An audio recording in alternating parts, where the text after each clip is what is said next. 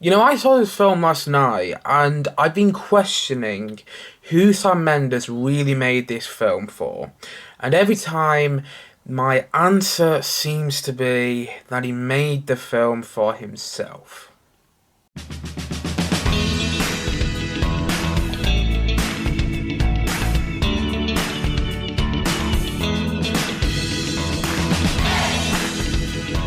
Empire of Light. So, Empire of Light is written and directed by Sam Mendes, and basically, the film follows the story of Olivia Colman's character, who starts this complicated relationship with Michael Ward's character, and those two characters, by the way, both work in a cinema together.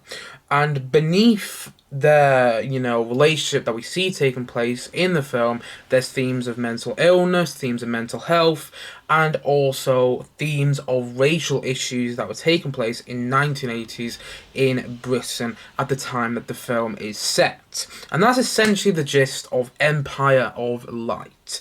And honestly, I thought this film was fine.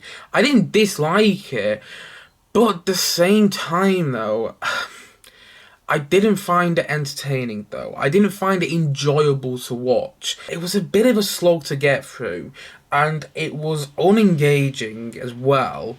And I didn't really care about the characters in the film, and a lot of it just meanders and it feels unfocused, and I'm not sure what I was meant to take away from this film. I'm not sure why Sam Mendes wanted to tell this story. I don't understand the point of the movie overall. And at times as well, towards the end of the film in particular, it feels like it's a lecture about why people should love cinema and why people should go to the cinema. But the thing is, though, the best films, in my opinion, like Avatar: The Way of Water, Elvis, and The Batman, why those films are so brilliant is because they show you why you should love cinema and why you should go to the cinema. They don't tell you, they're not condescending. They don't tell you why you should love cinema, they show you through the amazing storytelling and their cinematic value. But the thing is, though, with Empire of the Light, it doesn't show you why you should love cinema, it tells you. And that is why it didn't really work for me. I mean, there's a lot to admire in the movie, and you can tell what Sam Mendes is going for. It feels very Oscar bait, and I spoke about this in my review of The Pale Blue Eye the other day, or maybe even yesterday, whenever that review came out on the channel. I'm often quite annoyed by Oscar bait movies, but the Oscar baitness, I don't know if that's a word, but the Oscar bait feel of this film didn't annoy me as much, and you can tell that Sam Mendes is making a personal film. In fact, I heard an interview before Christmas, and I might be wrong here, I might be misremembering my information, but the thing is, though, I remember hearing an interview from Sam Mendes before Christmas, because the film came out in the USA before Christmas. I remember hearing an interview from him where he said that he made this film for his mother, which is very nice.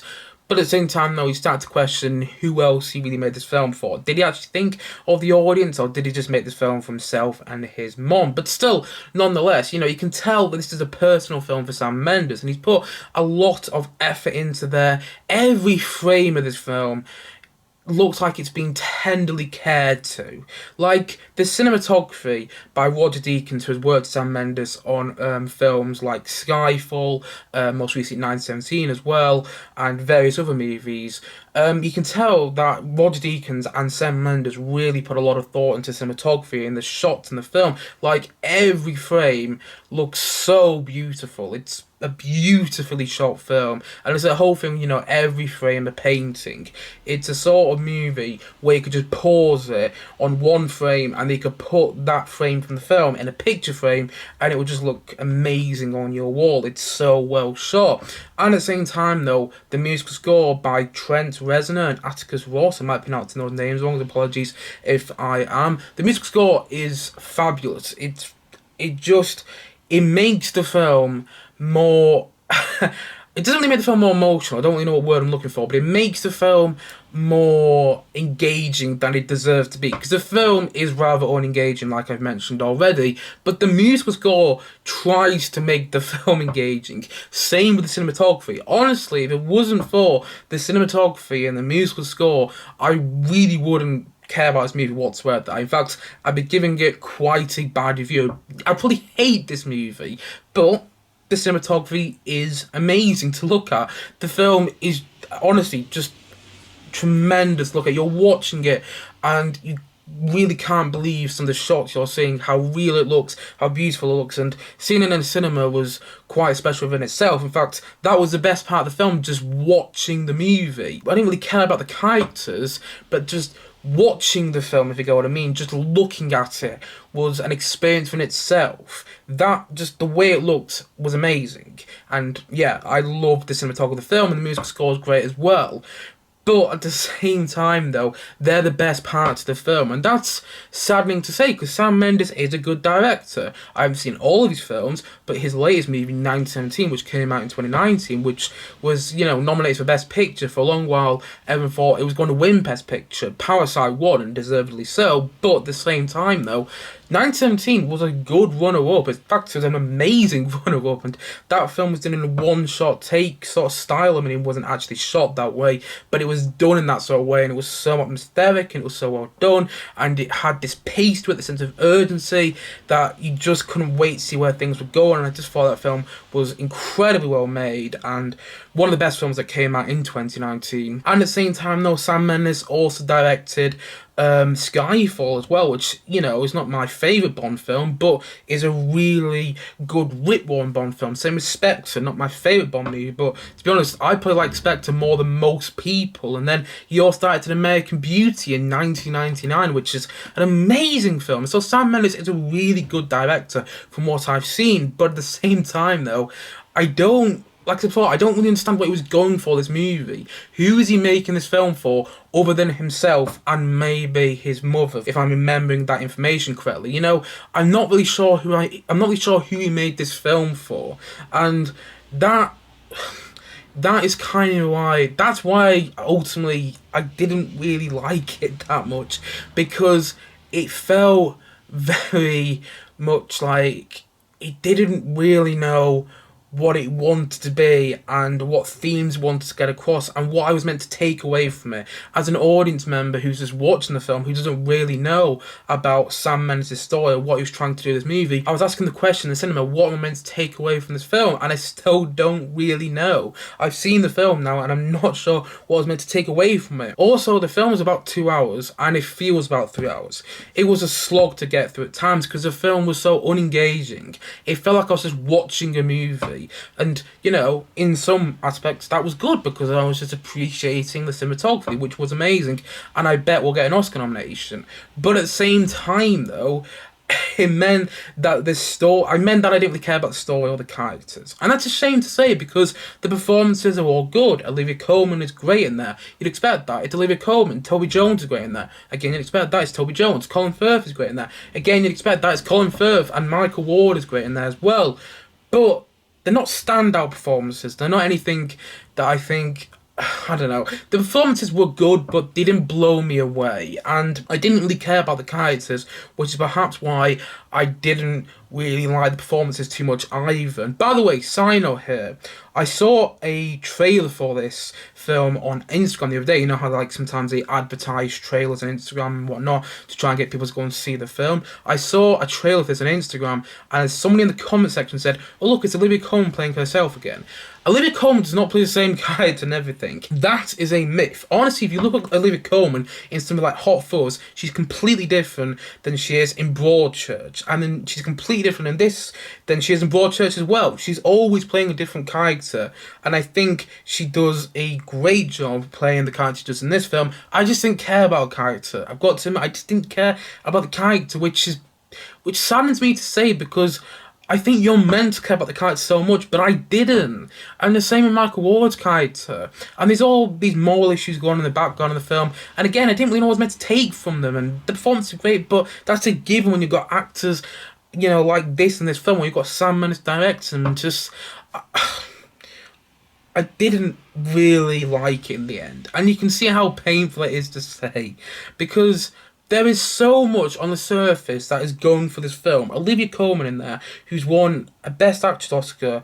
You know, you've got Colin Firth in there, who might have won an Oscar before. Yeah, he did win an Oscar. Toby Jones in there, who's been Oscar nominated. Michael Ward, who won a BAFTA a couple of years back. Also, you got Sam Mendes directing, who has won an Oscar in the past, or at least been nominated a dozen times. You got Rod Deakins in there, who's won Oscars as well. And on the surface, and the musical score as well, Trent Reznor and Atticus Ross, they've won Oscars in the past, or at least won a Oscar. And, you know, on the surface, it sounds like it's going to be an Oscar movie, but it isn't. It's just nothing really, in my opinion. It's beautifully shot, it's beautifully made, but the story was unengaging. I didn't care about the characters, and it does feel Oscar bait. And although that didn't annoy me that much, like it usually does, it still does feel at times like Sam Mendes. He didn't get his Oscar in 2019 because Bong Joon-ho got the Best Director Oscar instead for Parasite. So he's trying here to get his Best Director Oscar with Empire of Light. And I'm sorry to say, but I think Sam Mendes is going to fail again at trying to get a Best Director Oscar. I think he will eventually get one, but I don't think it's going to happen with this film. And, I just want it to be better. And funny thing was, by the way, I was in a cinema by myself whilst watching this film. And, you know, I think that kind of tells you everything in itself. I don't really get this movie, and I wanted it to be so much better. I wanted to care about the characters, I wanted to be emotional, and I wanted to come out of this movie feeling like I'd been lifted up, feeling uplifted, you know, and I wanted to come out of this movie, feel like I was going on this big emotional roller coaster, but I didn't. In fact, I came out of the film and thought, you know what, I'd be pretty happy if I never saw that film again. And that's saying something, because I quite like Sam Mendes as a director, but yeah, this was a bit of a miss from him, I'm sorry to say. And so, all in all, I just thought that Empire of Light was a slow and unengaging film that Sam Mendes made for himself. That's what I think happened. Sam Mendes made this film for himself and no one else. And so, for that reason, I'm going to say that Empire of Light, I'm going to say that it's a 4 out of 10. Ooh, that's painful to say, because I loved 1917. That movie was great and had a great pace to it as well. But this movie doesn't have a great pace to it. This movie was, like I said, a slog at times to get through. And, oh god, it's got its moments, and I didn't hate it. And, you know, if you did come out of this movie and actually you took a real liking to it, I can completely see why. But I wasn't sure what to take from this film myself. I'm just looking back on it, just thinking back on it now, and I'm like, what was the intention? Why did Sam Mendes choose to tell this story? Why did he choose to write this as his first screenplay by himself? Because even so, he was a co-writer on 1917. He was a co-writer on that film. This is the first film that he's solely written and directed by himself. And you can kind of tell, because the screenplay and the story and the writing and the dialogue and the characters are, like I said before, unengaging. I didn't care about them. I never found a reason to really care about them. And I suppose that's really what it meant to take away from the film, but I just didn't. Oh, this one's a bit painful, I'm not gonna lie. This one's painful to dislike. I know I said early on in this review that I didn't dislike it, but to be honest, on reflection, I kind of do. I should have planned this review a bit better, but still, you get the point I'm making. You know, on reflection, the more I think about it, the more I become more saddened by the fact that I didn't like this film. And there is so much to admire, there really is. It's beautifully shot, it looks great, I loved looking at it, but I never felt that I was emotionally engaged in the film whatsoever. And I didn't care about anything really in the film, I really didn't. And like I said before, it did feel like Sam Mendes made a film for himself here and no one else. I really wish this film was better, but for me, I found it a slog to get through at times and really unengaging. and I just didn't know what to take from it whatsoever. But there you go. And so, all in all, I'm going to say that Empire of Light, I'm going to say that it's a 4 out of 10 from me.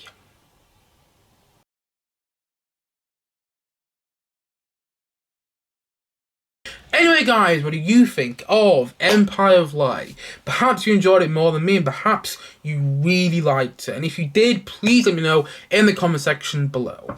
Anyway guys, thank you as always for watching, and if you haven't yet, please do click down below and like and subscribe on this video. I look forward to many more, both film and TV reviews and podcasts, coming very, very soon on this channel. See you guys again soon, but bye for now. Bye!